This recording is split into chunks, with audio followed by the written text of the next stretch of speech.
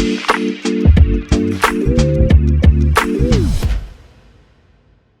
right, hello, and welcome back to another episode of the Chase Thomas Podcast, where I'm still the aforementioned Chase Thomas, coming to you live from Knoxville, Tennessee. Everything School HQ, the preseason number 2 college baseball team of the land, losing Jordan Beck, losing Drew Gilbert, losing Trey Lipscomb, all to the MLB draft. The MLB pipeline here on Rocky Top doesn't matter.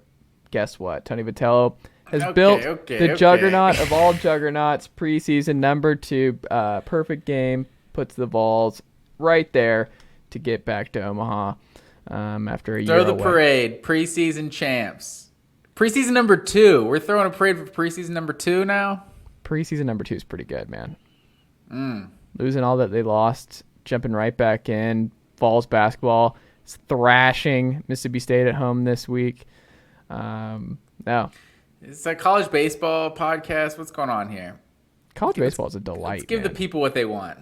People do love college baseball. If there's one thing that we learned this past year, is people love watching Tennessee lose in college baseball. And unfortunately, they did not get to experience that all that often. They get to experience it at the end, but not all that often. They did get to experience it at the end. I think we all rallied together. I was like, let me check out this college baseball stuff. I hear about this Tennessee team. I hear they're a bunch of shit talkers. I hope this team loses. We will not address. Well, yeah, and also here, Matt Green. Always do. Yeah, always do. Fellow University of North Georgia alumni Matt Green down there in Decatur, Georgia. Matt, good evening, sir. How are you? Good evening, sir. I'm sorry to cut in on your monologue there, but I felt like you were going down a rabbit hole. I wasn't sure how deep you were going to go, so I had to get out of the everything school rabbit hole as quick as I could. Well, look, man. Get this thing back on track. You beat Bruce Pearl, the Dawgs. I don't know if you watched UGA Auburn tonight. They beat Auburn. No, I watched about 2 seconds of the game, but I did see that the Dawgs got a big time win. Still football season for a couple fan bases out there, but yeah. Once football season's over, then I'll start to transition. Check out the hardwood. But yeah, it's like I can kind of keep NBA, in my periph during football season. But it's like I can't balance college and NBA. It's too much. And then at some point, fantasy baseball season's gonna start, and then I'm gonna kind of go that way as well. But yeah, big time win for the Bulldogs. Hopefully, the football Bulldogs can do something as well this week. I mean, this is the last week for Georgia fans, right? Like this. Auburn's not as good this year as last year, right? Like they're not. Yeah, are they ranked? Yeah, they were number 22 tonight. That's big time. Let me pull up Georgia's. Mike White. All right, but anywho, this is the biggest week of the college football season, sir, and that's what we need to be talking about. You don't want to do more Georgia basketball? They're 90th in KenPom, by the way, 90th in the country. Matt Green, the national championship on Monday. We've got TCU. We've got Georgia. It's set. This is our college football preview show. We will not be doing a show on Sunday night this week. We're going to wait until after the college football playoff. It makes more sense to just do it after the championship game and do our recap then. So look out for that following the national championship game next week. But we have a lot to talk about. And this is obviously we talked about the big line between TCU and Georgia, the Cinderella story versus Goliath. This is a strong David and Goliath battle in a lot of ways. But how are you feeling a couple days out from the national championship? Have your feelings changed at all since our last pod when you had the highs of beating Ohio State and you were kind of in a different frame of mind? You were not all the way in on just what TCU versus Georgia looked like. You were just like, hey, we got through Ohio State, one of the best college football games of our lifetime, got through it, great ending, crazy. I don't want to think about TCU right now. Now that you've had a couple days to think about it, is anything changed for you, Matt Green? I would say nothing's changed in terms of I respected TCU all season. I think it was the guy over there in Knoxville that just constantly waiting for the other shoe to drop for TCU this season. They've had so many close calls, but everyone has made such a big deal about elite passing game. Just that be the only way to win a national championship, and Georgia obviously kind of ended that last year. And obviously, we got two Heisman finalist quarterbacks in this game, so you still need elite quarterback play.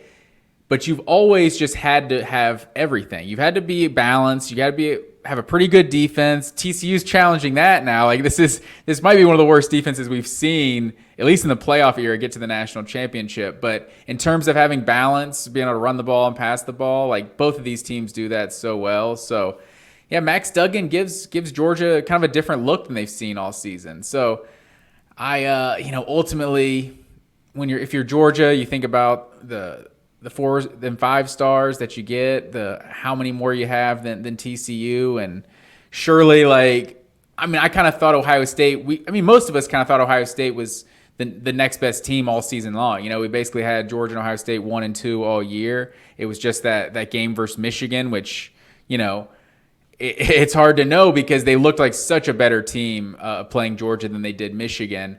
So you got to give your hats off, obviously, to what Michigan was able to do against Ohio State. But Ohio State just felt like, they matched up with Georgia in terms of the pedigree, the 4 and 5 star prospects, the composite talent, all that you want to do, the projected first-round picks. And most importantly, they had that elite quarterback. And I feel like that's why Ohio State felt like the national championship in a way that if Georgia can get past Ohio State, the team that kind of matches up the most dangerous against them, then you got to feel good about their chances to win it all. But Max Duggan, this team's built a little more like Oregon or Tennessee that Georgia has faced, like where the quarterback running is a primary part of the offense. They're going to call design runs, and he's also going to run around and make plays. So you obviously saw Georgia have a lot of success against Oregon and Tennessee this year. So it'll be interesting to see, how they match up in this one. But I think TCU does have a better running game than either of those two teams.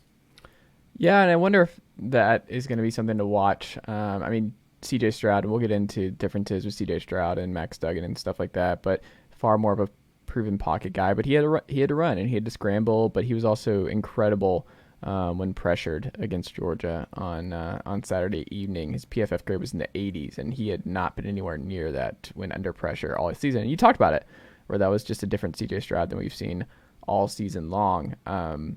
We'll get into it. But we're going to do it. Georgia deserves a little bit of criticism for not being able to get to CJ Stroud, but they did still get 4 sacks, and it was a lot of him just making plays that we've never seen him make, and keeping his eyes downfield and just making some great throws off schedule.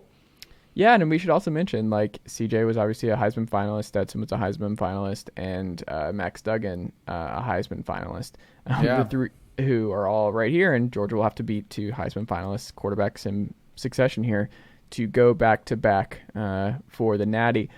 I will say, I'm happy that tickets have done well since Saturday night. It looks like a lot of people are scooping up tickets. It's expensive. It looks like there's going to be a strong turnout for both fan bases, which is good because that was something I worried about on Saturday evening. So I'm glad that ticked up in the last few days. Oh, you know it, man. This that Dallas-Fort Worth area, they got some wealthy alumni in that area. They're going to scoop up some tickets. TCU, I feel like they're definitely a Cinderella story, but I feel like people are treating them like they're this is George Mason or something going to the Final Four. It's TCU is still under Gary Patterson. They were a perennial 10, 11 win team, in the Mountain West and then in the Big 12.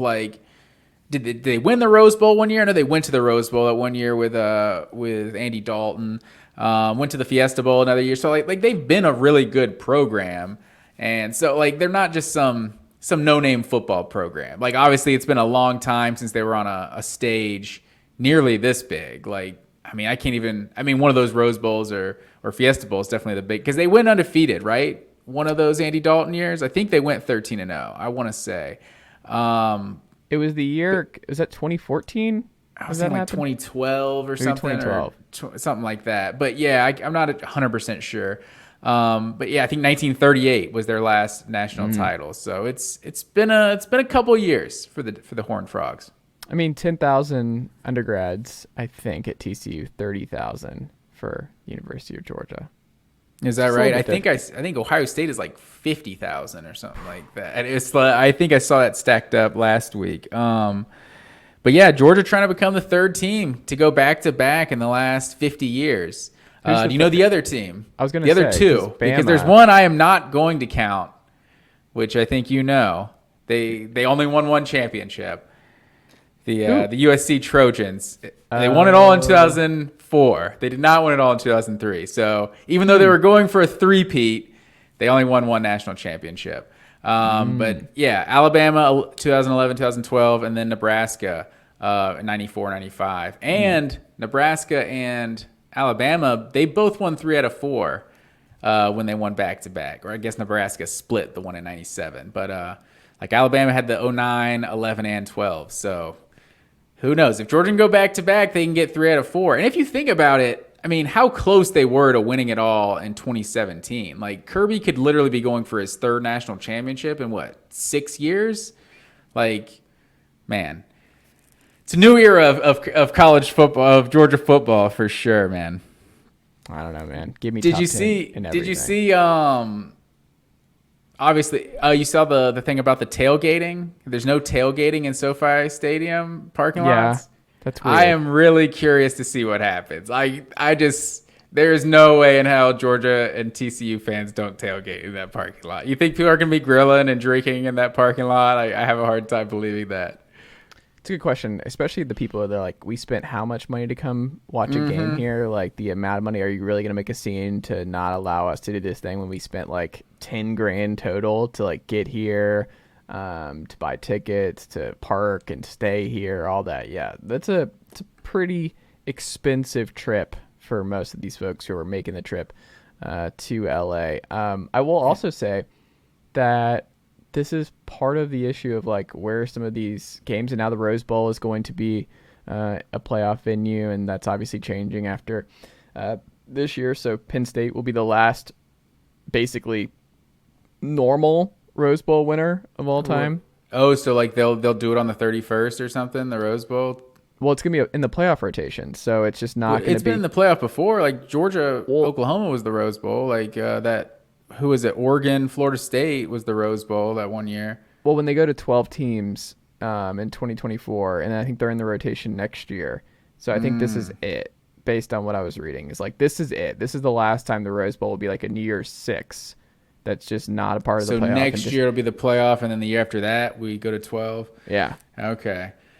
Oh man, that's interesting. The Rose Bowl, who knows? It sucks. It's a cool bowl. Like it's got the great tradition. Just the views of the Rose Bowl are really cool. But it's like at the end of the day, if it's not like if the Rose Bowl doesn't happen, are we gonna lose sleep? It's like if we're seeing a big time Pac-12 and Big Ten team play in Phoenix, like are we all gonna be like really sad about it? Like I don't know. Like it's a bummer, but there's other reasons why I'm bummed about the 4 to 12 teams. But did you see apparently there's a guy named Dusty Baker who is on TV, TCU grad apparently. Not the Houston Astros World Series winning manager. No, there's another Dusty Baker, but he showed a fan. I don't know where he got these numbers based on some sort of Twitter data. Something about the states that are rooting for Georgia and TCU in the national championship, and it's pretty interesting. There's one state in the south, or 2 states in the Southeastern Conference, not counting Texas, because that's TCU territory, that are not rooting for the Georgia Bulldogs. Do you think you know those 2 states? Wait, are you saying the majority of the country is rooting for Georgia? No, just the SEC. I'm saying 28 states are rooting for TCU. Basically, everyone, just about everyone west of the Mississippi is rooting for TCU. Interestingly enough, Ohio is rooting for TCU, and the state of Michigan is rooting for Georgia. But Arkansas and Alabama, the only 2 states in the SEC that aren't rooting for Georgia. So found that pretty interesting. A lot of Big Ten country is rooting for TCU too. So it's just dogs against the world. That's how it is. But I don't know if you've seen some of these Alabama videos now of like the reactions to the Ohio State Georgia.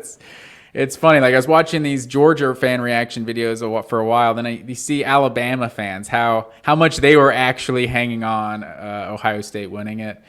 Oh man, love it. Love seeing those Alabama fans get mad at Georgia.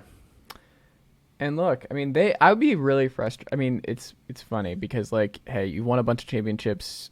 It is what it is. Tennessee beat you. LSU beat you. Combined 4 points. You didn't take care of business. Just it's what happens. They are like I don't know if you saw Bill Connolly's final S&P Plus rankings going into the national title, but number 2 is Alabama. Georgia and Alabama are 1-2 in the final rankings, and it's like based on what we saw from Kansas State game and what we think they would have done to TCU and what they would have done to this Michigan team that we saw, and Ohio State probably would have been a fun back and forth game with them, but Tennessee came in at 5, as we've said all year long, top 5 team. But and that's cool and everything, but it should only go so far. Like I'm down with you keeping your S&P Plus rankings and having your model where helps project what's going to happen in the future. But we should only let that affect how we judge teams' resumes so much, in my opinion. Like we still have our certain criteria of ranked opponents and wins like on the road and whatever the case may be. Like I feel like the people take some like the analytical. Maybe it's just because sports gambling has gotten so much bigger. Like it feels like people just take the analytical like model like stuff like, oh, Alabama's better. See what the ranking says, and it's like they didn't take care of business. They lost 2 games. Like we know how it works. Like they're obviously a really good team. They have really good players, but it's that sort of thing. Like I hope it's not too much of a part of the committee's thinking, because it's like everyone wants to, oh, you want the best 4 teams? It's like, well, it's kind of subjective. So most deserving, like that's one of the good things I think that will come from the 12-team playoff is no more of this like best 4 teams. It's like you kind of, if you slotted a more deserving way, then it's like, decided on the field. Like that is cool, but the analytics are fine, but it's I feel like we have to draw a line somewhere. Like what was the rest of his like top 5? I think it was Ohio State 3, Michigan 4, TCU was 6, and I think Tennessee was 5. So TCU is still up there with the big boys, but obviously on a neutral field, especially if you consider how that Michigan game went. It's like this TCU defense has been a little suspect at times this year, and to have 2 pick sixes in the game, like you still gave up like over 500 yards of offense. Like the defense didn't exactly play well, but I mean they forced 3 turnovers and they scored 2 touchdowns. So like they obviously made some huge plays, but how much can you repeat that against Georgia? I also think it's weird that there's so many people still rooting for Georgia. That's odd. SEC teams like state of Florida and Tennessee and Alabama should not be rooting for Georgia. Be honest, Matt Green, you and Jake Green, if it's TCU, Tennessee, and the Natty on Monday night, who are you rooting for? Be completely honest. Yeah, it's hard to say because I know Florida State Auburn 2013 was one of the years I had this kind of thought, and I had no idea who I was really rooting for in that game. And then as soon as it started, I think Auburn went up like 21-0 in that game, 21-3. And I was so happy that Auburn was up that big because it was like, this is the SEC, man. Like Auburn, this is a team, especially that year, that won like 5 games in like the final 30 seconds or something. And they're over here smashing like this greatest team of all time, averaging like 50 points, giving up like 10 points a game. Obviously, Florida State came back and ended up winning that game. But I feel like once it starts, I'm not gonna tweet in favor of Tennessee. I'm not gonna go nuts. But I think part of you in the back of your mind, you're like, I know the SEC is the best, and it's like it's satisfying to see the best of the SEC beat the best that whatever the rest of college football has to offer. And it's like, I feel like you got to give Florida credit for it, honestly. Back in 2006, I think Florida started all of the SEC pride. Like they were like the first they were the first team I remember winning the SEC, like winning the national championship, and they were like chanting SEC and stuff like that, and they were just talking, even in post game, talking about like Ohio State couldn't deal with like the speed of the SEC and stuff like that. It was like, and then that's when the streak started too, of winning like 6-7 straight national championships. So it felt like ever since then that the SEC pride, like no other conferences even really have pride. That's why they talk shit about the SEC. Like, you guys are rooting for your rivals in bowl games. Like, I don't know. It's different. It's like I'm not rooting for them, but I'd almost rather see them win than someone from the other conference. You know, you weren't rooting for Urban Meyer's Tim Tebow Florida team in the national title. I refuse to believe that was happening. I know in my family they were not doing that. I don't know of any Georgia fans that were pulling hard for the Gators during that era. No one liked Urban, and I think I wasn't pulling for them, but when they won, it was like, yeah, the SEC's better. You know, it's like it's hard to explain. Like, I don't know. It's but part of what makes rivalries fun is like, no, I don't want you to win. I want this to be as painful as humanly possible for you, Matt Green. Love you, man. But and some rivals are different too, for sure. Like Tennessee, like at this point, well, see, like when Alabama and Clemson were facing the first time, I was one of the few people rooting for Alabama because I was thinking big picture. I'm like, Clemson's this program. They're like 30 minutes on the other side of the South Carolina-Georgia border. Like we already got all these damn powerhouse programs right around our state. I don't want another national title winning team. And then they became another powerhouse. So Tennessee, it's like, they're already kind of a big brand. Obviously, it's been a while since they were like a true like title contender, but so I guess that is kind of for the same reason. I guess I probably wouldn't be rooting for Tennessee because I don't want them to kind of reach that level at this point. But I don't know. Once I saw the two teams on the field, like watching Clemson and Tennessee play in the Orange Bowl, like I'm not rooting for Tennessee to win, but it's like when you see them kind of balling out on Clemson, you're like, Clemson losing to another SEC team. Like, I kind of loved it. But it's also no stakes for that one. Like, it's the Orange Bowl, New Year's Six. Like, yeah, I can understand, like, for any bowl games, like, superiority when it's not a natty involved. But, like, Tennessee fans, Florida fans, whoever, it's like, guess what doesn't help Tennessee in the future? Georgia going back-to-back. A lot of those kids that you're going after, you don't want them to keep like, nobody wanted Alabama to keep garbling up these national titles because it just made it that much easier for them to recruit these kids and to keep this machine going. So as someone who plays Tennessee every single year and Georgia every single year and Alabama every single year, yeah, I'm going to go ahead and hard pass on back-to-back national championships for Kirby Smart. Like, that's a tough pass. I'm a sucker for the SEC pride. I think Florida's the only one that at this point is a root against at all costs. I think I can justify rooting for some other teams. I mean, I think you make me root against Tennessee more than I ever did. No, but just like seeing like when you have those regular season games where you're like, you know, if they win this game, then they're gonna be top 10 when we play them, and like it's a big time game, makes like our resume look better and stuff like that. Like, in the playoff era, you don't really necessarily have to worry about that as much because it's easier to get into the top 4 than having to be like 1 or 2 in the BCS. But I think Florida's the one that I'm just like, yeah, week before our game, lose to LSU, go for it. Yeah, like lose every game you play. Lose to Missouri, awesome. Like Florida's definitely the number one rival in my book. Yeah, it seems like but Tennessee fans are the same way. Where if you ask them, they're not rooting for Florida. Like, that's the one caveat is like SEC, but like we're not pulling for Florida in the national championship game. That seems like the unanimous. Just we're not doing it. I was pulling for him against Ohio State the first time though. I do remember that. I don't know. There's something about that team. I respected that team too. That 2006 team. It was and it like also Ohio State. It's like. Fuck Ohio State. You know, like, no, we don't. We're SEC people. That's all it is. We've never liked Ohio State. I mean, Ohio State's basically the SEC. Most of their players are SEC. Like, it's a pretty SEC team. I think since Urban Meyer, I think they have. Yeah, I feel like they were kind of that same. Like, under Tressel, they were like they were the elite of that Big Ten style, you know, like that Midwestern football. It wasn't until Urban Meyer that they kind of like blended the Midwestern, their big strong boys with like the elite athletes coming out of the Southeast. Like, I think and now they're obviously year in, year out, they're one of the elite programs, but I don't know. We'll see if Ryan Day can finally get over the hump one of these days. Wow. And also I just lost my train of thought. There was another thing I was going to say about that. I don't remember what it was. I just lost my train of thought. It'll come back to me.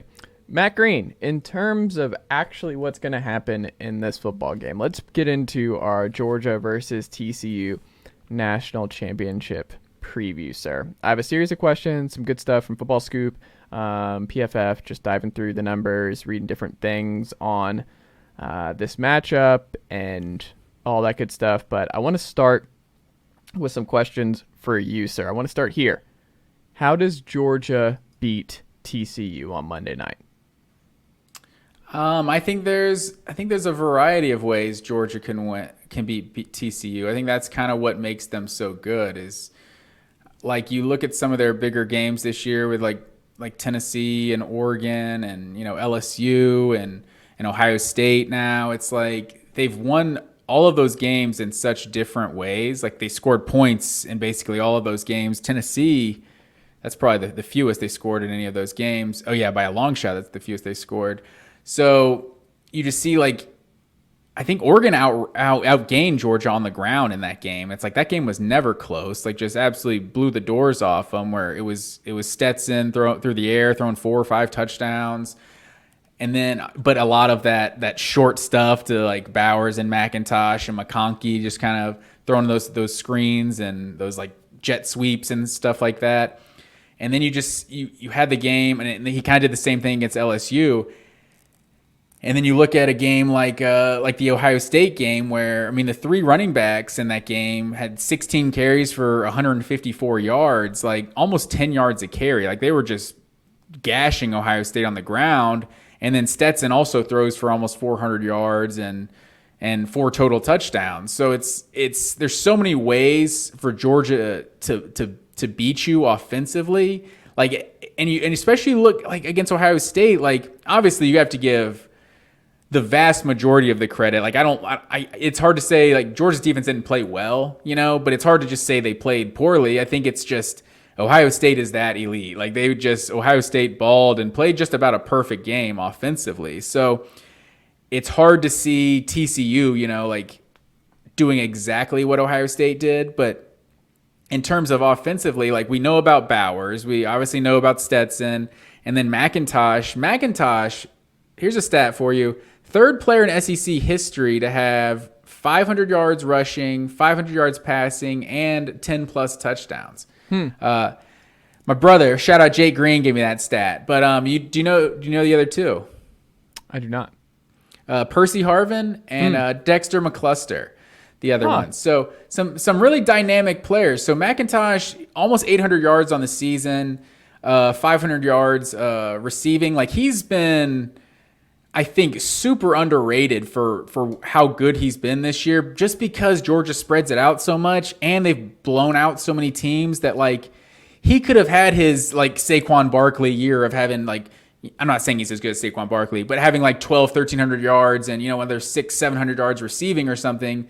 But because the way Georgia kind of blows people out and spreads the wealth, like I think it kind of minimizes how good he's actually been this year. But, I feel like him and Bowers are really the 2 like studs of this offense, minus Stetson. But then you see in the SEC or in the game against Ohio State, like A.D. Mitchell is back and he played a huge role. Arian Smith, like this is the guy Georgia fans have been waiting on. He's got like 10 career catches, averaging like 40 yards a catch and like 5 touchdowns. Like he's just probably the closest thing Georgia's had to a Mecole Hardman that's just a game breaker, like legit track speed. Like there's some routes, like I don't know if you remember the 2020 Alabama Georgia game. Jalen Waddle beat Tyson Campbell for like an 85-yard touchdown or something. Tyson Campbell like fell on it and he scored. Tyson Campbell slipped and fell on that while he's trying to keep up with Jalen Waddle. That Arian Smith play against Ohio State, that was like a crossover in basketball. Like he made that man fall. Like he just got one step and he was just so fast. He was already by him. Like just absolutely burned right by him. So Arian Smith, he takes this offense to another level. Obviously Darnell Washington, if he's not able to go, he's like just the unicorn in Georgia's offense that Georgia wants to run 2 tight ends all the time because it's such a good blocking scheme, but also they're so dangerous passing the ball with him and Bowers. So it's like that Georgia running the formation with 2 tight ends like makes them almost. Yeah. What are you saying? 11 personnel. Yeah. 11 personnel. I guess I was blanking on it. Like it makes them just so hard for the defense to guard. But there's so many guys. Like if you look at, what has been the common phrase for the last 2 college football playoff games Georgia's played. If Alabama has Jameson Williams, if they have John Mechie, if Ohio State has Marvin Harrison Jr. for the third, fourth quarter, or I was really at the end of the third, so for the fourth quarter, like those games are different. Like those offenses hinge on 1-2 star players way more than Georgia does. Like they just on top of it's what I say, Bowers, McIntosh, Edwards, and Milton, like all 3 in the backfield have been so good this year. Like I'll be honest, I wasn't as high on Kendall Milton coming into this year. He was kind of disappointing. Like he's kind of taking his game to the next level. I think the last second half of the season, I think maybe he's finally completely healthy because he's a guy who's kind of been slowed down by injuries a lot throughout his career. But the running game is just so dangerous. Bowers, Washington, now AD Mitchell and McConkey. If McConkey's 100% healthy, I'm not sure he is either. But there's just so many guys. Like even you even saw Marcus Rosemy, Jack Saint, Dominic Blaylock, Kyrus Jackson make a huge catch in that game. So I think Georgia's just got so many weapons. If TCU's not forcing turnovers, I think they're going to be very hard to stop. It did seem like Stetson had more variety in who he was throwing the ball to more than any other game this year, right? Like you go through the stat sheet and it's just like everybody, like Blaylock was used in that one. I mean, you go up and down the list. It's just like everybody who we've heard about as like a possibility of stepping up for Georgia this year at least had 1 reception in the Ohio State game. Yeah, for sure. And AD Mitchell getting healthy was a huge part of that too. But yeah, and I remember Blaylock had a big third down catch early in the game. Kyrus Jackson had the one to set up the game-winning touchdown. And Arian Smith 3 for 130 or something, I think, in the game. Yeah, it was massive. And I also wonder too, where this is something that benefited Tennessee over the month, where it's like, oh man, we don't have Jeremy Banks. He's such a crucial part to what Tennessee does defensively. And not having him the last time we saw him was I think South Carolina game goes very differently if he plays in that game. But it's also, they didn't know that he wasn't going to play until extremely late in the week. So that changes your game plan. So they've had a week and a half. Kirby will have a week and a half to kind of plan and game plan for no Darnell Washington, right? And you have Oscar Delp, and this is, you have guys. Yeah, that too. You have options. He's not Darnell. You're just not. Those kind of guys just, what he does as a blocker is just, Oscar Delp can't be that guy. The size just doesn't match up. But he held his own, and he's a good receiver, and Oscar Delp could just be a normal tight end blocker and not this left tackle who also runs routes. Right. And so when they're in 12 personnel with those two, I don't think you're going to see that much of a drop off from Darnell to Oscar. You're not going to be like, man, they're really missing him, because I think it helps that Todd Monken will have a week and a half to scheme and prepare for not having Darnell. It's different when the game starts against Ohio State and Darnell gets taken out and you're like, oh, well, that's a lot of what we were game planning to do. We had to throw a lot of stuff out in the moment. It's hard to just kind of adjust on the fly for someone who's such a critical part of what you try to do offensively. Now you're going into the TCU game hey, we have a better feel for whether or not we're going to have packages. If Darnell can go, we have a scheme and plan. If Darnell can't go, you know what I mean? I just don't think it'll be as big of an issue as it was losing Darnell early in the game against Ohio State and having to adjust with somebody who's so critical to everything you do, both in the run game, in the pass game, in the middle of the game. Yeah, I think that's definitely a good point. And I think Todd Monken at this point, I trust that he's going to scheme the guys to be in the right place. And you look at TCU, what they gave up against Michigan. It's so hard to evaluate that game. It was just the craziest college football game we've seen. Both teams turned it over 3 times. Just the huge plays in the game. But Donovan Edwards had, I think 120 yards in that game, but he had 60 on the first 3 carries on the first drive. So the final, I don't know, 50 minutes of the game, he had 20 carries for about 50 something yards. So they did do a pretty good job of shutting him down. But that was one of my concerns about Michigan was they're such this run heavy team, and they've had Blake Corum, they've had Edwards, and they've had all these guys that, a committee of running backs that one guy TCU was able to, kind of slow down as the game went on. Georgia's going to have three different running backs that they're always going to be throwing a fresh guy at them. They're probably going to hand the ball to Brock Bowers at some point as well. So it's like, I don't know. They're going to have some challenges. Like, they obviously made the big plays, but it's hard to ignore Michigan still putting up. I want to say, was it like 580 yards or so in that game? Like they put up a big number. 528 Michigan had. Okay. Where are they most vulnerable coming in? Where do you think Georgia is the most vulnerable against TCU?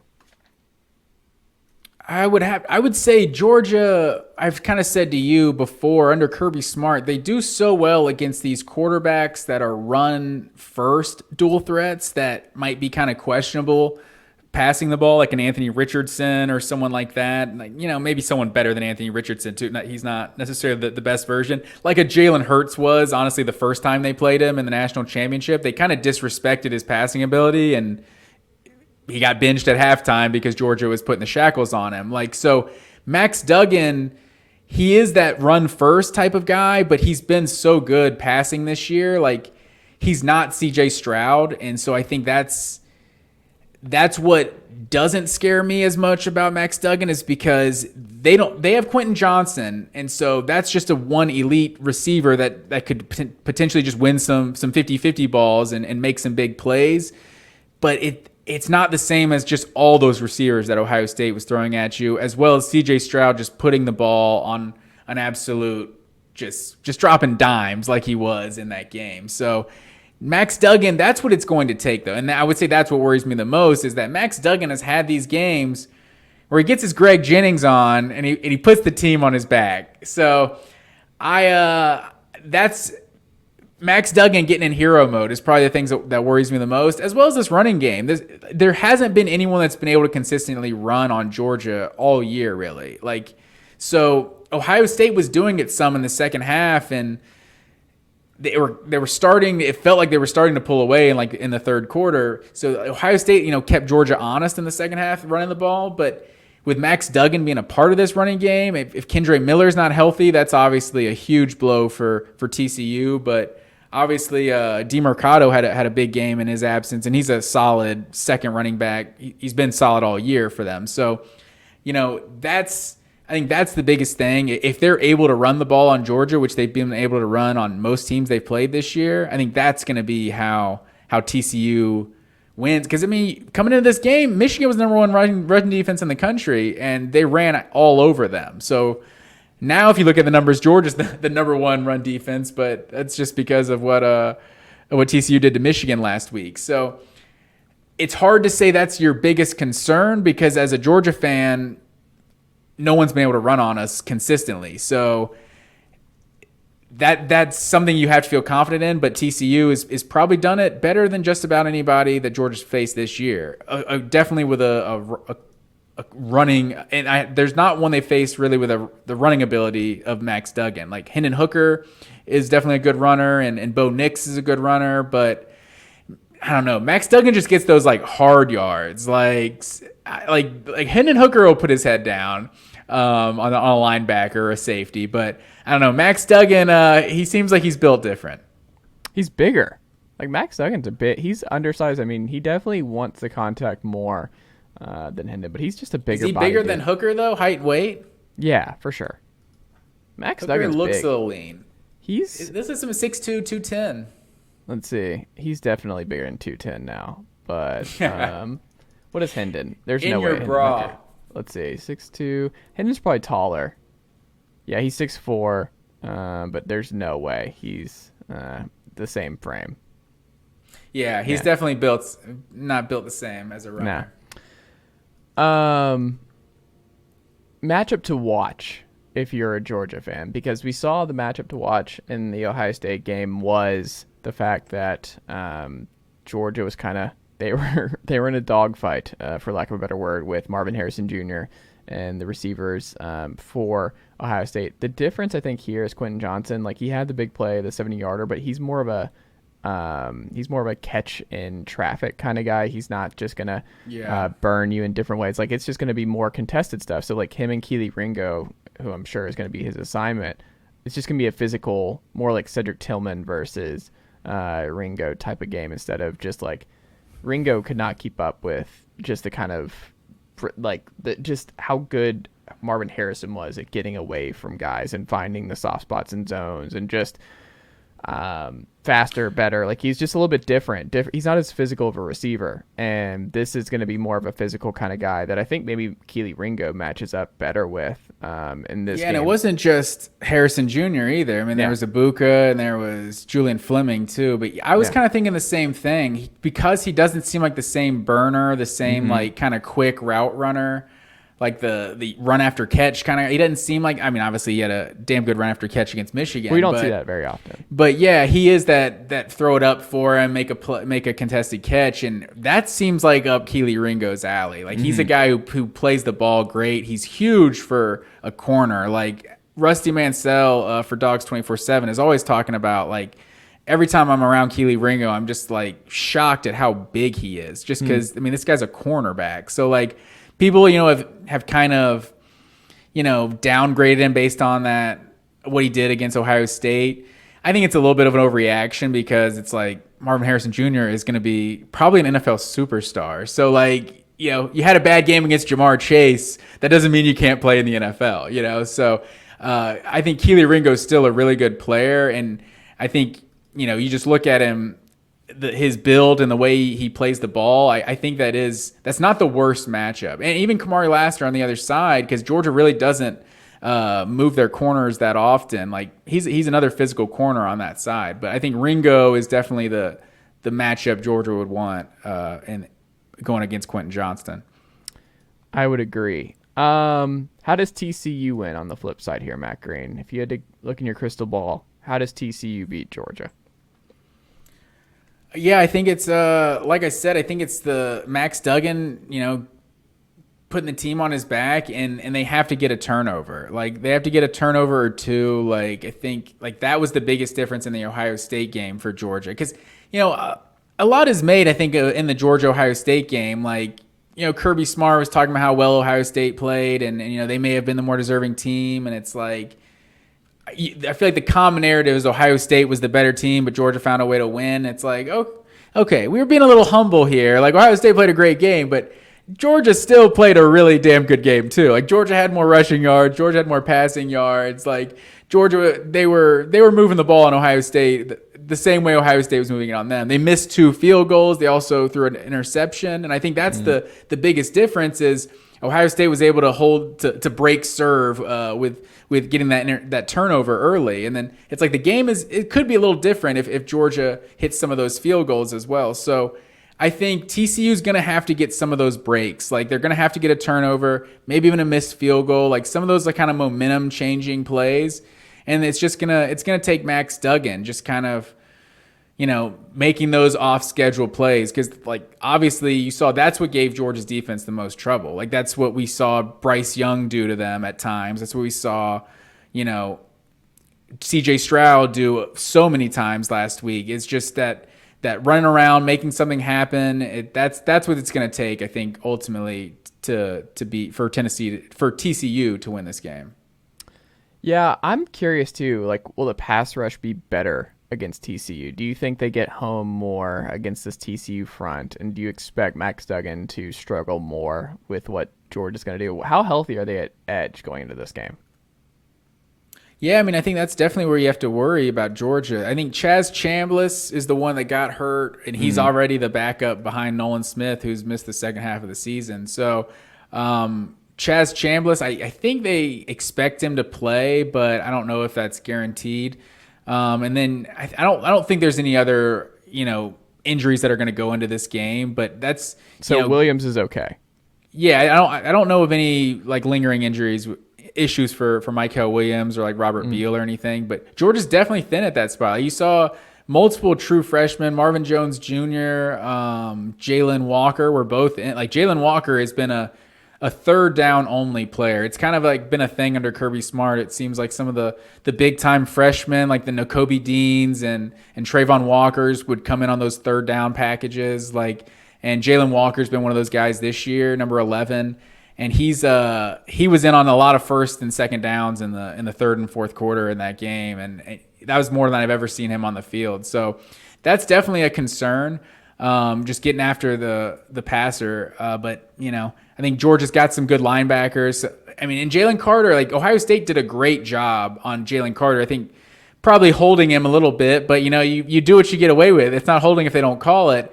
And Ohio State just has a much more talented offensive line, especially at the tackle positions, than TCU does. So to think that TCU can just hold off the D line, much less when Georgia's blitzing, it's hard to see them doing it as well as Ohio State did it. But Max Duggan's going to have to make some of those plays with his legs. Yeah, I would agree. And we'll see ultimately what happens, but I'm very curious to see what it looks like if they don't get home and Max Duggan has time. But he seems like the same kind of guy where it's like Stroud, we were surprised, evaded the pressure and dealt with the pressure as well as he did. Duggan, you just kind of assume is going to deal with the pressure pretty well, but we'll see. He's never been in a moment like this and never played a defense this good to this point. And Duggan, and no disrespect to Duggan, because he's like a really good quarterback, but CJ Stroud, it was not an option to just let him sit in the pocket and make him beat us with his arm. You had to get to CJ Stroud or else he was going to destroy you. Like Max Duggan, there could be a little more of that, make him beat us from the pocket. I don't know that Max Duggan has that same. I definitely don't think he has that same ability, that arm talent that CJ Stroud does. He's obviously had a great season, 32 touchdowns, 6 picks, completing almost 64% of his passes. But if he's forced to just beat Georgia's secondary and they're going to sit back and make him make plays in the pocket, I wonder if he can do that consistently enough. That's fair. The last thing on the actual matchup stuff, we kind of talked about this a little bit, but Quentin Johnston being like the main guy to worry about. And I think something that people missed when Marvin Harrison went down is just that, Egbuka is a higher rated prospect than Marvin Harrison Jr. He's a true 5-star, 99 overall, 247 guy that they had just talent everywhere you look. And I mean, this class they got coming in still just Brian Hartline's done an incredible job building that wide receiver room in Columbus. It's just not the same for TCU.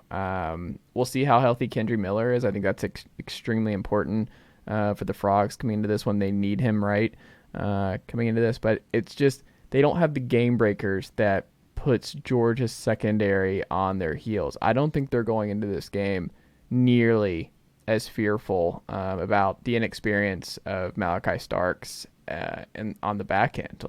He struggled the last 2 games, but a little bit of a different animal with LSU's wide receiver group and Ohio State's group versus what TCU is. Quentin Johnston's going to be a first-round guy. He might be the first receiver taken. Who knows?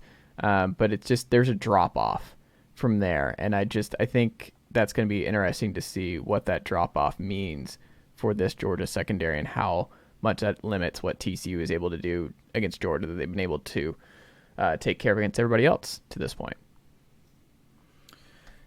Yeah, it'll be interesting. They spread it around. They have several receivers that, have solid 30 catch, 500 yard, 400 yard, 4 or 5 touchdowns. They're receiving, other than the one guy with 1,000 yards, their receiving numbers look a lot like a typical UGA season with a few guys with 20, 30 receptions. But what I found was kind of interesting was Kendry Miller and DeMercado with 16 catches and 12 catches, not a big part of the passing game, either of these running backs. So, or maybe they have a wrinkle for one of these guys to get involved in the passing game. But for the most part, it's the wide receivers and the tight ends that are going to make the noise in the passing game. For sure. Matt Green. CJ Stroud had a PFF grade in the 80s. Trevor Sickma at PFF was talking about it on the pod yesterday when pressure against UGA. We wonder if Max can match that and what that means for this game. But it's also, I was going through PFF's pass chart and looking at his stats versus Stetson, who we'll get into in a second. But Duggan is just elite between the numbers, deep, like right over the middle, which is just going to be interesting because that means Malachi Starks is going to be in that zone, and that's going to put the responsibility. They're going to attack the middle of the field deep like that, and we'll see how many deep shots he's able to get. But he's 15 to 28, 589 yards, 9 TDs, 2 picks. To the outside left, he's not as accurate, 8 to 24, 5 TDs, no picks.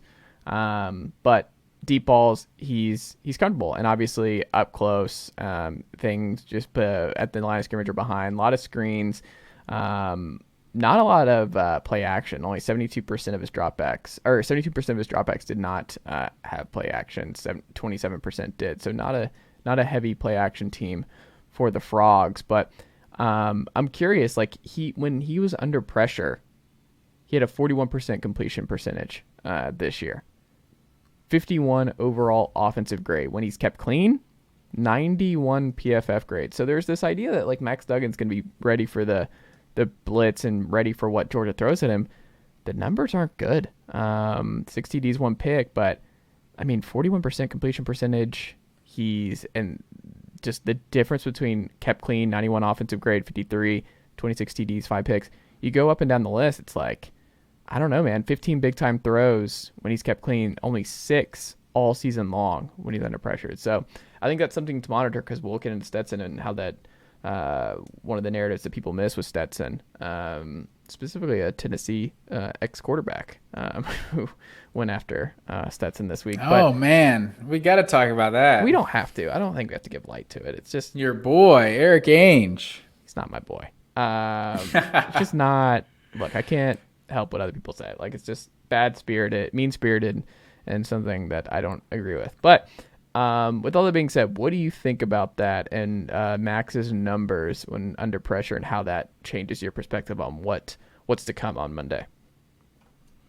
I mean, I think it's consistent with most quarterbacks. You know, like I think most guys are just going to are usually worse when they're being pressured. So, you know, that's a 40-point drop though. No, that is a huge difference, and he's been sacked 25 times this year. I think Stetson's been sacked about 9 times on the whole season. So I think Ohio State got him twice. It was like it was the first time he'd been sacked in like 7 games or something like that. It was a crazy stat they put up on the broadcast. But yeah, I think that's the name of the game. You got to get to the quarterback, and without like Nolan Smith wasn't the best pass rusher to begin with. He was really like his strength was in the run game. But he obviously I think he's still Georgia's sack leader on the season with like 3 or 4 sacks, which is not great. But they obviously do have, you know, a variety of guys that have 1 or 2 on the season.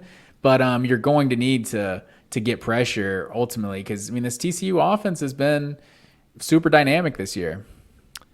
Yes, indeed. I am very curious to see what that looks like. On the flip side, Stetson only has 2 big-time throws this season under pressure. And like you said, he hasn't been sacked very often, and Georgia's offensive line have kept him upright for the majority of this season. So he has not found himself in that predicament, which is not a fault of Stetson. But what's interesting, when you go back through his numbers, he is his worst balls this season have been the short stuff, like to the left, to the right. And I wonder if that was something that you saw all season watching a lot of his stuff, like the screens, just the little passes to the flats, things like that is where he was missing a little bit. He airmailed like 1 or 2 of those in the Ohio State game where you're like, oh, he's just like off. He's like in his head. He's just he missed a couple like that. I think one of them, was it a fumble they thought was a fumble and they dive on it because it was kind of backwards? That was a big play late. That Georgia ended up settling for a field goal. To McConkey. Right, that's what it was. And what's different though is you go deep, and Stetson is just he's been an elite deep ball thrower all year long. His issues are near and at the line of scrimmage and stuff like that. So I thought that was fascinating. Is when it's like the Arian Smith stuff. Like one of the things that's interesting about Stetson and a lot of these quarterbacks now, we get so into the arm strength stuff. that it seems like the guys who don't necessarily pop with arm strength have better deep ball percentages and somebody you trust more in deep balls because they're more accurate. They have to be more precise, and it doesn't. They're not throwing it out of the building like a Joe Milton or whoever, where it's just there's more touch. You just watch a Hendon Hooker who he's not known for his deep ball, but they were fine. Like you never once were like, man, he just doesn't have the arm to do what we need to do deep. Stetson's that same kind of way, where it's like, yeah, he doesn't have I'm certain he doesn't have the best arm in that quarterback room, but the ball gets where it needs to go, and he's really, really comfortable launching it deep when he needs to, whether it's A.D. Mitchell, whether it's Arian Smith, whoever. He's more than happy to go downfield, especially when his back is against the wall. Yeah, for sure. And I don't know how much to make of, the numbers and the certain parts of the grid or whatever. I'm totally blanking on the word I'm trying to say, like modules and like the certain modules, whatever you want to call them.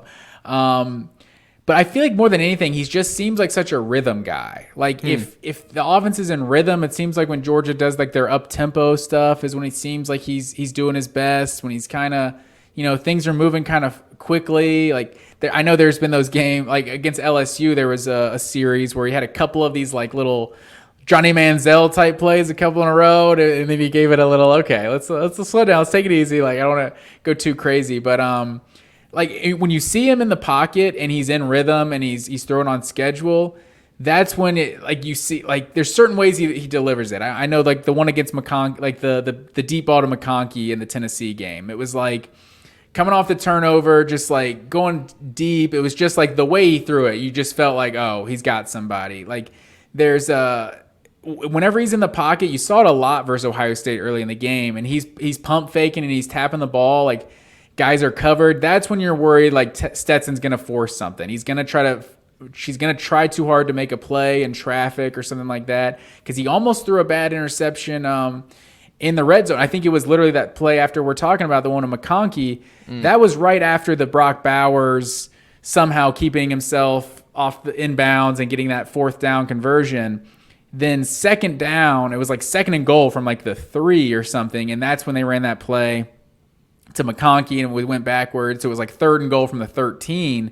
And on that 3rd and goal, he forced it into a window at the goal line and it could have been picked off. And it's like, that's what you can't put Stetson in those bad situations where he's trying too hard to make a play. It feels like when things are on schedule, because I would have said his short stuff was where a lot of his stats were coming, just because it seems like throwing those short ones to Bowers, to McConkey, to McIntosh is when you've seen a lot of the big plays after the catch, like the touchdown to McIntosh against Ohio State on that middle screen. It's like it seems like a lot of Georgia's most dangerous plays are when they can get the balls to the running backs or the tight ends and just kind of run after the catch. So I think the arm strength thing is just like he probably didn't have the strongest arm because, I mean, Carson Beck's supposed to have a cannon. Brock Vandegrift's supposed to have a really strong arm too. They're really highly ranked recruits, but it just gets overblown because I've seen very few deep balls from Stetson that I was like, he didn't have a strong enough arm to get it there. It's more times than not, it's what the hell was that? Where the hell is that throw going? Something like that. Like when it's a bad throw, it's just like, I think he threw one either against Missouri or Kentucky that was just like a deep ball that, I don't know, miscommunication or something, but it's rarely just like and that was like a cold, windy game too, but it's rarely just his arm strength that's in question because, how many times you need to throw the ball 70 yards? If you can just accurately throw it 30, 40 yards, you're going to be able to complete a lot of passes. So maybe not like CJ. He definitely didn't have an arm like CJ Stroud does. You could see on some of those just throwing from one hash to the opposite side of the field. CJ Stroud is just more physically gifted. But Stetson's still got a strong enough arm to make, most of the throws he needs to. So that sort of thing I feel like can be kind of overblown sometimes. I would agree with that as well, Matt Green. So that's kind of the quarterback aspect of this. Let's just go a little bit bigger here. Let's go like, all right, big picture with this matchup. TC, we talked kind of at the top of the show what this matchup is going to be and like just the spread and things like that. But this is just an unbelievable Cinderella story that like we need to talk about a little bit more, because I've been, like you said, waiting for the foot to drop when it comes to the Horned Frogs. I've said that they were a good team, top 6, 7. Like I've said that all year. Like I think they're like the 6th or 7th best team in the country. I've said that all year. I just don't think they're one of the 4 or 5 best. I just don't. Still don't think that. But they are winning the games that are in front of them. What are they supposed to do? They beat Michigan. They belong here. They deserve to be here. But there is also a reason they are the biggest dogs of anyone that we could go back through, of anyone in the national title game. They were 5-7 a year ago, Matt Green. This is year 1 for Sonny Dykes. We don't see year 1 coaches make this kind of jump. He's obviously a Mike Leach disciple, son of a college coach. Kirby's a son of a high school coach. Coaching is in both these coaches' blood. Very different style. You know what's funny about that? The first-year head coach thing? Yeah. The last team that went from unranked to the preseason unranked to the national championship was a first-year head coach. Was 2013 Auburn with Gus Malzahn.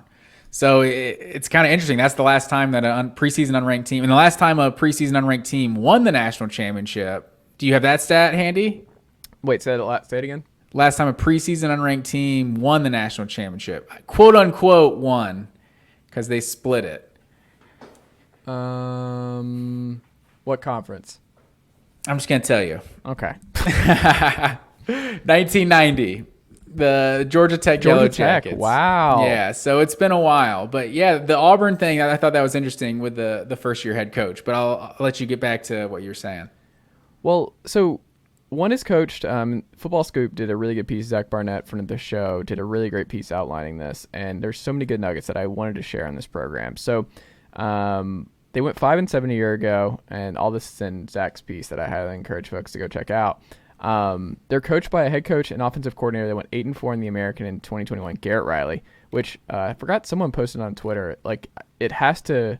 I think Connor O'Gara from the program posted this, where it's some part of Lincoln Riley has to be annoyed that his brother is coaching in a national title game before he is. Garrett Riley. So he's the OC, Joe Gillespie, DC. And the first Big 12 team to win a playoff game too. That's true. Riley had how many shots at that? 2 or 3? Yeah. 2 as the head coach, 3 total. Yeah. And they went 7-6 in the American last year. They entered this season 200-1 to win the national title. They were picked to finish 7th in the 10-team Big 12. They did not even enter the rankings until October 2nd. I mean, just all kinds of just bonkers, just numbers from TCU. Like, is this the greatest underdog championship story in college ball we've ever seen in our lifetime? Yeah, I think it would have to be. If they go on and win the national title, I think our memory, like how good is your memory of 90s college football? You know, it's like we're still real young at that point. So like in my true 21st century college football memory, like maybe Ohio State is probably one of the better stories, and it's like they were probably like preseason number 8 that year or something, but Miami was just such a juggernaut. It had a real David and Goliath vibe to it, but like I don't. And Auburn wasn't exactly a good story in 2010, just because it was like their quarterback got kicked out of this other school and now he's back. I guess it's a chance of redemption, so that's a good story. But most people disliked that Auburn team, so it didn't feel as like much of a feel-good story. But, I mean, it's hard to come up with another one. Like, I mean, Georgia 2017 being preseason, what were they, probably 2018 or something like that, Kirby Smart's second year? Like, that's probably one of the more improbable teams to get this far, and much less unranked teams that are signing the 40th and 30th ranked recruiting classes. Yeah, and that's the other part of this is just the recruiting classes, but it's also they're older, which is interesting. So Zach points this out, and I don't know if you knew this, but this is super fascinating. They're an old team. TCU has a number of 5th and 6th year seniors. 8 Frogs have started at least 30 games. 14 have started 20 or more. Only 1 first or second year player gets significant stats, and that includes a true freshman nose guard, Dominic Williams. I think that's an under-talked about part of this. And you see that in the NFL and NBA especially. It's like rookie teams just struggle. So when we're thinking about maybe teams in the future and like programs that might be able to jumpstart a rebuild, look at how many snaps the guys who are going to actually play for this group have played, because it's just youth doesn't win. Even in the college level, when you have to start a bunch of freshmen and sophomores, like there's a reason that teams, Tennessee being one of them, I mean, Georgia has like, you're like, how do these guys sit for years? They're so good when we finally see them in year 3. Like, how do they not play? It's because they're not ready. Like, coaches are going to prefer to play the 3-4 year guys who've been in the system or at least have played a lot of college football over the guy. It doesn't matter if you're a 5-star or whatever. They don't trust you. Like, you have to learn the game. You have to get comfortable playing college sports. It's very different. Like, you can dominate. We're from the state of Georgia. We've seen the Kim Deechees of the world just absolutely obliterate guys week in, week out, and they're the best player in the field. It's not particularly close, but it's different when you get to college because you might be the 3rd best player on your team on the defensive line at that point. That was just not the case. So you just have to, there's an adjustment period.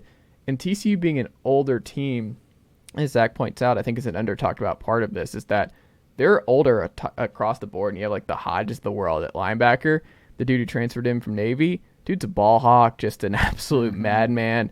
They play that 3-3-5 style that basically everybody plays now in some variation, because you think it's going to be no blitz because there's only sending 3, and then you're like, oh crap, here comes a couple more flying in, and you think you should be able to run on them, and you can't. And it's really frustrating to deal with this. So a lot of defenses have modeled this, or at least added this into their rotation. I don't know. I think it's interesting.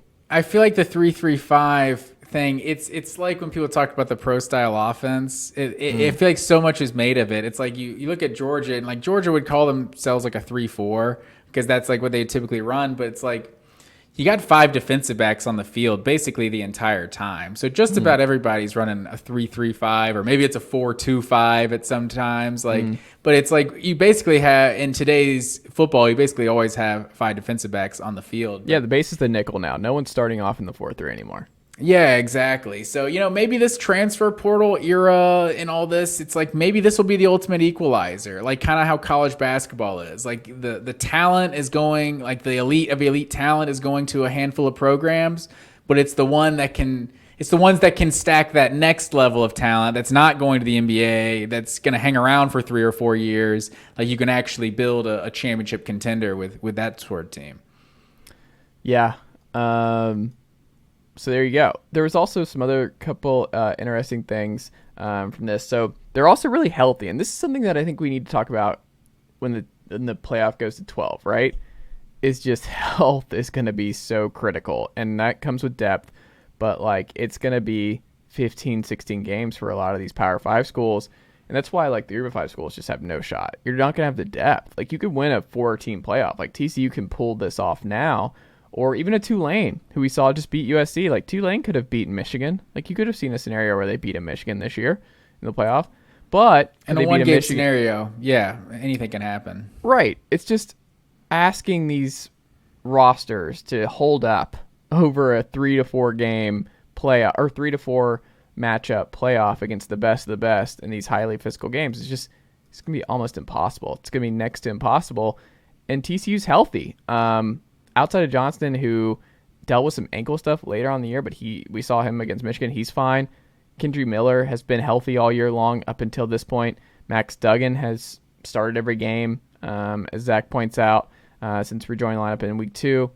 I mean, the offensive line is going to go a perfect 75 for 75 impossible starts this year as a collective unit. Like the whole offensive line has played together and played every snap together and started every snap together. That matters. That continuity matters. And those are the little things that we might overlook when looking at how teams are going to fare and how things go. It's just continuity, age, and development, because they developed these guys. Like Quentin Johnston was not like he was a 4-star, but it wasn't like he was just going to be the best player in the draft. Like Max Duggan wasn't even supposed to start, and he's become a Heisman finalist.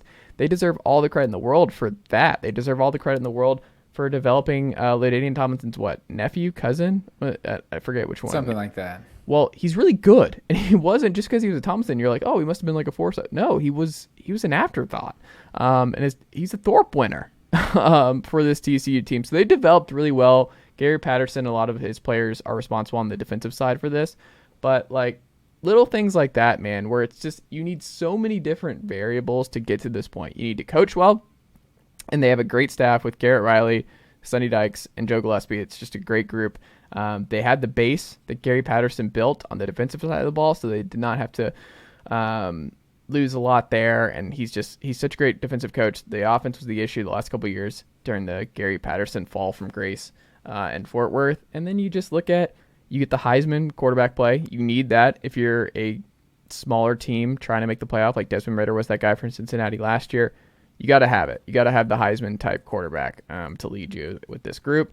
And then you need health, and that's what they've had. So I think there's a lot of different interesting variables that you're like, okay, this is interesting. And then you look at their 70th in run defense, and you're like, oh god, this is this problem. But then Bijan Robinson didn't run against this team. Like, he struggled. Texas was not able to run on TCU. You look at the Michigan game, it wasn't like Michigan ran all over TCU, Matt Green. So I'm curious to see if Georgia's able to run all over Ohio State in this one, because the bigger matchups, they have not been able to do so. So great piece by Zach, and highly encourage people to go check it out at Football Scoop. But I don't know. It made me question a little bit more if Georgia's going to blow TCU out in this one.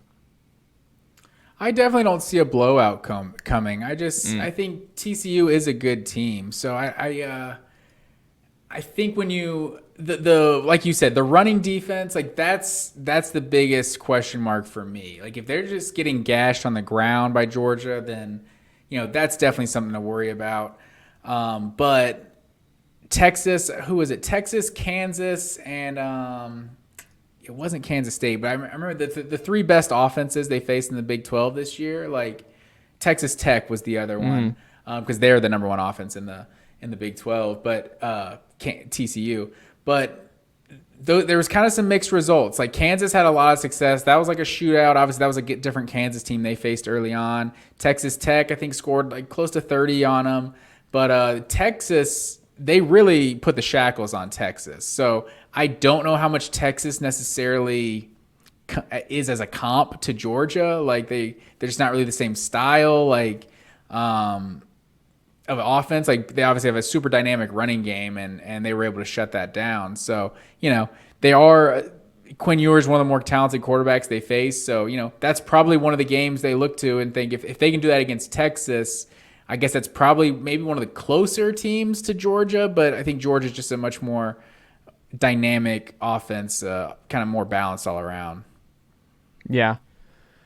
Well, Matt Green, it's time for our actual preview, or our actual picks, excuse me. What is your official prediction for Georgia TCU on Monday night in LA at SoFi Stadium, sir? So I think this is going to be a really close game. I think it feels like the type of game that, I don't know, maybe there's not a lot of offense early. Like, they're kind of, teams are feeling each other out. But I think ultimately, I don't think TCU is going to be able to get enough stops. Like, I think Max Duggan is going to make some plays in this game. And I think he's going to, just have some of those scrambles, some of those, nice runs. Quentin Johnson will probably, have a big reception or two in this game. But I don't think they're going to be able to make enough plays consistently enough. Like, if they're able to run the ball well enough to have Georgia bring one of their safeties down, like, that's going to be the game changer, because Georgia just typically can stop the run without having to worry about this, worry about the safeties, bringing the safeties up in run defense. So if they're able to run the ball, I think that's the ultimate X factor. But if Stetson Bennett is turning the ball over, like, if they can get one or two turnovers, and that's not to say that like Stetson Bennett is just some turnover machine. I think he's only got like 6 or 7 picks on the year, but I think that's what it's going to take, and that's kind of what it took for Ohio State to be in control of the game early. But like you saw in that Ohio State game, it felt like there were so many opportunities for Ohio State to be like, oh wow, are they about to run away with this game? Or like, they just had all of the momentum. And you saw time and time again, Georgia just bounced back, overcame 2 14-point leads 2 different times in that game. TCU is obviously a battle-tested team. Like, they've had these, these just the Pyro Toads for a reason. They've been playing with fire all year. So I just don't think in the end, I don't think they're going to be able to stop Georgia's offense enough. So I'm going to go Georgia 37 and they cover TCU 23. Wow. Okay. I laid the case out, and I still just think TCU's going to run out of gas here. Kendry Miller being banged up a little bit scares me.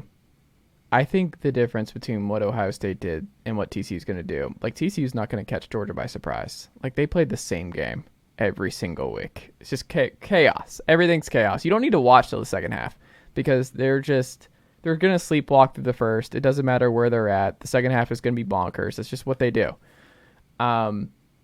They haven't played anybody like Georgia to this point. Like it hasn't gotten to the point where I just don't see the back-to-back or the 2 pick sixes and Michigan self-destructing and having to put themselves in these holes over and over again that TCU also let them back in multiple times where they could have slammed the door on Michigan and they did not. I don't think you're going to get away with that against Georgia. I think this is a little bit different. I think Georgia's going to be more locked in. I think Ohio State caught Georgia by surprise significantly more than TCU. Like, I don't think Georgia saw the CJ Stroud under pressure stuff coming. Like, I don't think they saw that version of him, and that completely changed the game. Is they were like, oh, this dude's making plays on the run. He's scrambling. He almost did enough. I mean, he put the kicker in a great spot on a big scramble again. Yeah. Where it's just like we hadn't seen it all year long. Max Duggan does that every single week. Like, everything on tape that Max Duggan's done, we've seen.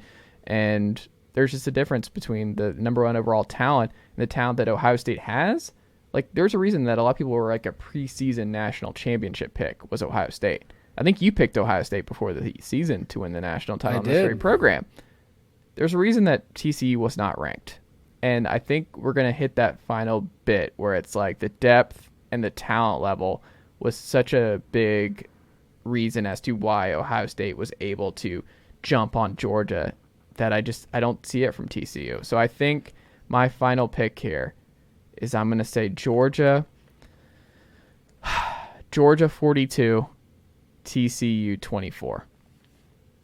All right, put it on the board. And to be fair, like, yeah, that might be why TCU wasn't ranked in the preseason, but safe to say, like, the preseason predictions about them were totally off. So they've proven the naysayers wrong time and time again. So, that's why I struggle with like these composite rankings and these like analytical stuff, because it's like, okay, you say what you want. I watched TCU play and they're a good football team and they win just about every game they've played this year. So it's like it's hard to just count them out. Max Duggan, he's a player. It's interesting how every Georgia game seems to come down to like the storyline is made to be this team's offense versus Georgia's defense. It's like in this scenario, like TCU's got the 13th ranked offense, is 13th in the country in total offense. Like Georgia's 8th. Like Georgia's got a better offense, they're almost like the same. TCU's got the 20th ranked rush offense. Georgia's 23rd. Georgia's got the 15th ranked pass offense. TCU's 29th. Georgia's got the 9th ranked total defense. TCU's 73rd. It's like that's the big one that stands out right there. It's hard to see TCU. Like Ohio State, I think, has like the 13th ranked defense in the country this year. Like they've been way better than TCU. And we also talked about, maybe there's some of those offenses in the Big Ten they face versus offenses in the Big 12 that, there's opinions on that. But Ohio State has probably better players than TCU, and statistically they were much better defensively than TCU, and they weren't able to stop Georgia from putting up 42 with 2 missed field goals in the game. So it's hard to see TCU getting much more stops than Ohio State did. So yeah, I think ultimately that's how it's going to go down. And how are you going to deal with the hypothetical scenario? Because I'm not counting my chickens before they hatch, sir. I know some Georgia fans might be out there, like you were, talking, oh, Georgia already won the national championship. Although Georgia fans, we know we're a superstitious enough bunch to know not to count anything yet.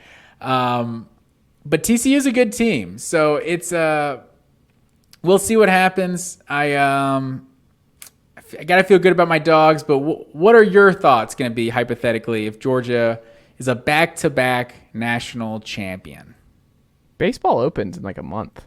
That's where we're going with it? Yeah, like I'm good, man. Tennessee's basketball's fine. Like I'm a take everything in stride person, man. I think Clemson's the main priority football wise. Like they're on the way down. That's where Tennessee recruits, and if they start winning those battles and Clemson continues on their trajectory, like Tennessee just won 11 games. Like I don't know, we're good, man. I'm just glad you're in the mix. That's the main thing. You're not going to catch Georgia and Alabama. Like Tennessee fans who hope that we build the juggernaut that Kirby has built.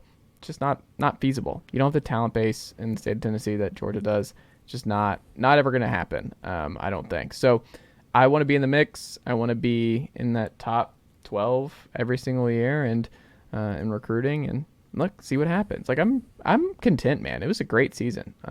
Beat Alabama. It's a lot of fun. You get Georgia at home next year with Carson Beck coming in. Like anything can happen. Like Todd Monken could be the next OC for the Tampa Bay Buccaneers. Like that's my main focus is getting Todd Monken another NFL job, is getting him out of here because that's what I want to see. I want to see Kirby go the Jimbo route and hire his Bobby Petrino following the Todd Monken leave because I don't think he's going to go 2 for 2 on his OC hires. So he hired James Coley once. He can hire James Coley at Jace again. I don't know who that is. Maybe it's Brian Schottenheimer. Like many are saying he would love an opportunity to redeem himself in Athens. Like that's what my main and I bet I don't know, people would have such a mixed feelings about this, but I didn't think of this at the time. I was listening to the Dawgs 24/7 podcast, and Rusty Mansell pointed this out because me and Jake, or my brother Jake and I, like we always talked about when Georgia under Mike Bobo and Mark Richt,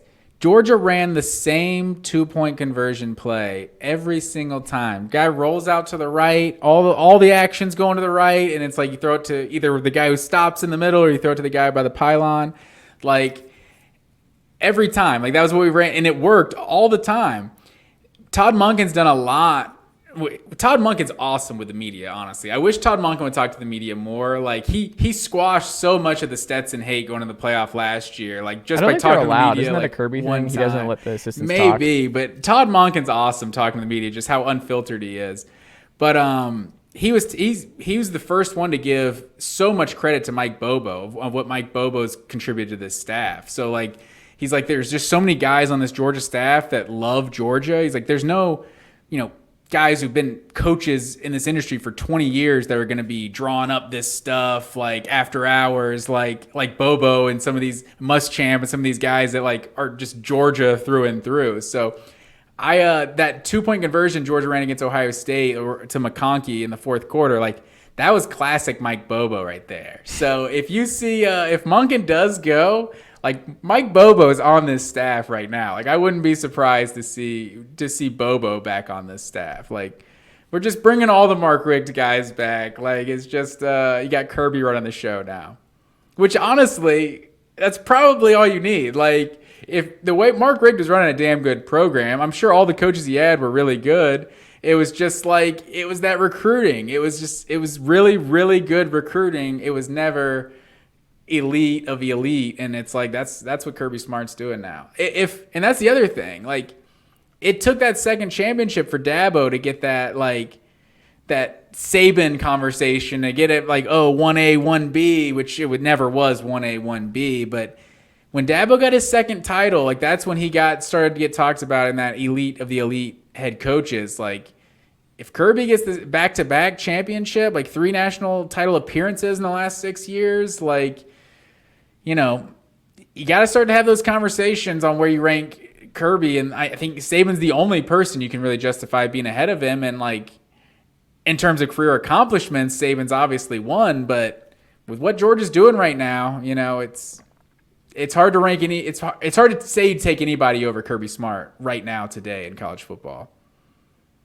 Yeah, all right, so you're not doing the all-time. You're just doing right now. No, definitely not. I mean, he's got, 7 national championships? Is it 7 with LSU? Or I'm not sure. I lost count of how many. You'd still go Bowden over him. You'd still go. Yeah, I just mean an active head coaches. Like, you got a long way to start talking about all-time greats. But, like, in terms of who you want coaching your program today in college football, a lot of it, the fact that he's, 50 years old right now. Kirby Smart's about as good as it gets. Absolutely.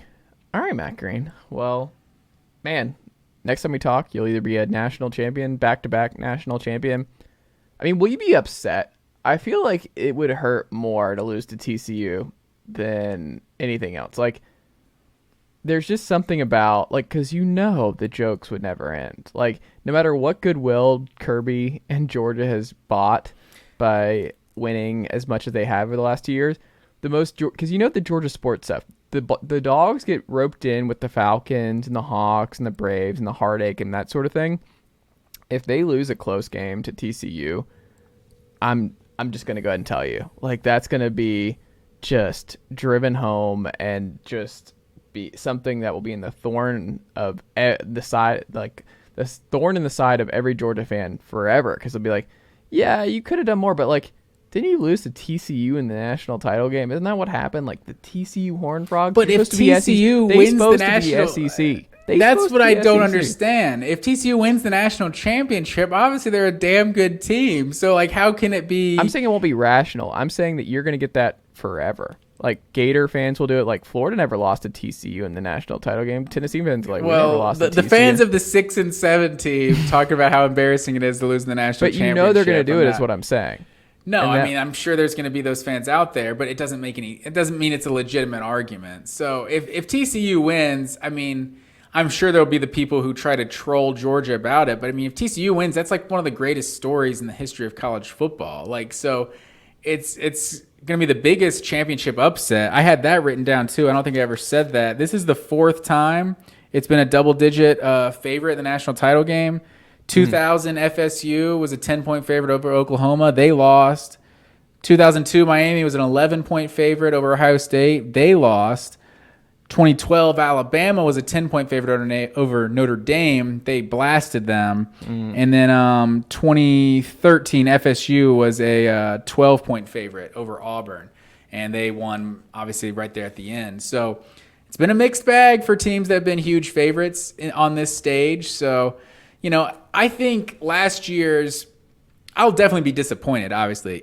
This is just a golden opportunity to win back-to-back national championships. Like that's some like elite of elite company right there, like some Duke Blue Devil, Alabama dynasty type stuff. So there's so few teams that have done back-to-back championships in any sport, honestly, especially in college, that puts you in such rarefied air that Georgia's kind of always been on that next tier.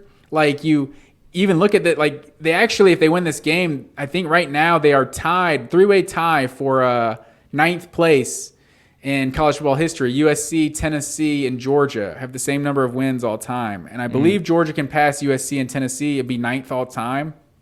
And that's like, it's kind of where Georgia is, the 9th best program of all time, that they're not considered that elite of elite. And I don't know if everyone kind of would consider them 9th best all time, if they're, USC does have a storied history and all that with more championships and everything. So Georgia having that elite of an accomplishment to kind of, hang their hat on, that takes the whole program, just the perception of the program to a whole nother level. So if they lose, I'm obviously going to be disappointed, but I can tell you right now, because I listened to the Dog Nation podcast this week with Brandon Adams, and he was talking about how he didn't enjoy the Ohio State game. He's like, I was just a nervous wreck. I didn't enjoy it for a second. And I talked to my brother. I was like, I thought the complete opposite. I feel like I enjoyed every second of the game, because it's like we had 40 years. Like, I didn't have 40 years personally, but I had all of my lifetime as a Georgia fan hanging over every big game. That it's like, you lose this game, now it's 25 years since we won a national championship. Now it's 30 years. Now it's 35. Now it's 40. So it's like every big game was just magnified that much for Georgia. It's like now we really are playing with house money. It's like you're supposed to beat TCU. You're a huge favorite in this game, but you didn't go into the year just expecting a national championship. So, we just won one last year. I don't think I'll have just like this irrational, meltdown if we lose, but it'll obviously be a huge opportunity. And not to disrespect TCU, but I kind of know what you're saying in terms of you have an opportunity to win back-to-back national titles, and you don't have to go through Ohio State. You don't have to go through Alabama. You don't have to go through, some sort of blue blood Oklahoma with a Heisman Trophy winner or something like that, it's not the most daunting task. It's got to be you're a double digit favorite, an opportunity to make history. It's massive. I don't know. And the dumb part too is like we prop up Oklahoma and the beating Oklahoma in the Rose Bowl with in the Rose Bowl with Baker, and you're like, this TCU team is probably better than any of the Oklahoma teams that made the playoff, and you'll be like, this will be seen as a bigger, like more embarrassing loss to lose to TCU than it would be a lot of like the premier brands. It's just a brand thing. And it's like TCU's better than any Big 12 team that's ever made the playoff or even sniffed the playoff. That it's hard to say. That's probably true. I think some of those Big 12 teams, because the SEC's 3-0 against the Big 12 in the playoff, but it's like some of those Oklahoma teams, they got matched up with 2019 LSU with 2018 Bama. They got a tough draw in some of those, but they were also 4 seeds. So TCU ran the table the whole year, so they kind of earned that leeway they got at the end. Well, I'm just thinking they're more complete. Seed. Like the defense was there. Like the Oklahoma defenses were never there with Grinch. Like there was never they had. This isn't a great defense though. But I mean, TCU has the Heisman quarterback, Max Duggan. And they also have, like, it's a more physical team. That defense is more physical. And I think it's just a better overall. I think it's just a more balanced team than any of those Oklahoma teams. Oklahoma's defenses just seem bad. Like, this might not be a great defense, but it doesn't seem like a bad defense by any means. And they're fast. Like, they're opportunistic. Like, did you know they run the 3-5? Is that right? I haven't heard that before. But yeah, so the 2 pick sixes, that's the lasting image we have of the defense right now. They've made some plays. So if it doesn't matter if they're ranked 70th or whatever they are in the country, if they get another pick 6 or 2 in the national title game, you'll always remember this defense fondly. There you go. Matt Green, good luck to you, sir. I am not going to say that I'm pulling for the Dogs to win back-to-back national championships as we talked about, but I would not expect... You're not pulling for us, man? I'm not, but here's the Dusty thing. Baker's Twitter data suggests that Tennessee is rooting for Georgia. I just want you to know that. I don't think I have a rooting interest. Your neighbors are rooting for Georgia. My family's rooting for Georgia. That's true. Actually, maybe your neighbors are rooting for Georgia. Maybe the rest of the state of Tennessee might have a soft spot. I think Knoxville, Tennessee, they might not be. I was going to say Nashville probably has a lot of transplants, and Memphis is probably just like, yeah, it's fine. Who cares? And then East Tennessee is my guess of like, no, I don't know, man. Part of what makes rivalries fun is like, I want the worst for you. Like, you get annoyed with the everything school and all that. Like, I think part of what's fun about college football is being like, wow, I really don't like when your team succeeds. Like, I don't think there'll ever be a point where I'm like, wow, I'm really glad Alabama won another national title. Like, I'm rooting for Alabama versus TCU or whoever. No, I don't think that day's ever coming. I think that's part of the appeal. And it's not, I don't think it's being bad sportsmanship. It's just like, hey, we're rivals, and I don't want your team to win more games than my team in my university. That's fair enough. That's how it goes. I felt like I would rock, the neutral, we can all agree on the Braves World Series shirt today, have some of that championship kind of energy, I own one Cubs shirt, a World Series shirt. I only bought because we were at Wrigley Field and it was freezing. I had to get a long sleeve shirt. But the day of like the World Series, I wore my Cubs shirt underneath my Braves because bring that World Series energy, and it worked. So, I'm doing the same thing here for the Dogs. There you go. Matt Green, always a pleasure, my friend, and I will see you on the flippity flop. Yes, sir.